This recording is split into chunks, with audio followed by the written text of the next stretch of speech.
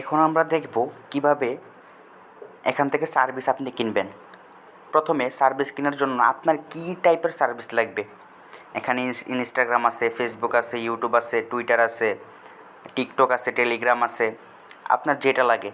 যেমন আমার এখন লাগবে ফেসবুক সার্ভিস, যার কারণে আমি ফেসবুকের উপর ক্লিক করলাম।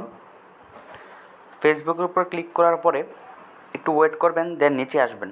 এখানে দেখেন, এই যে এখানে ক্যাটাগরি অপশন আছে, যে ক্যাটাগরি থেকে আপনি সিলেক্ট করবেন আপনি কী নিতে চাচ্ছেন। আপনি কি ফেসবুক ফলোয়ার, না ফেসবুক রিয়েকশন, নাকি ওয়াচ টাইম, আপনি কী লাগবে। যেমন আমি এখন ফেসবুক ফলোয়ার্স নেব, দেন আমি ফেসবুক ফলোয়ার্স দেব।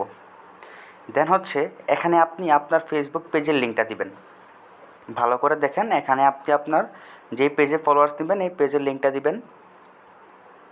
পেজের লিঙ্ক দেওয়ার পরে এখানে কত ফলোয়ার নিতে চাইতেছেন, যেমন আমি যে আমার লিঙ্কটা দেই, দেন আপনি কত ফলোয়ার নিতে চাইতেছেন।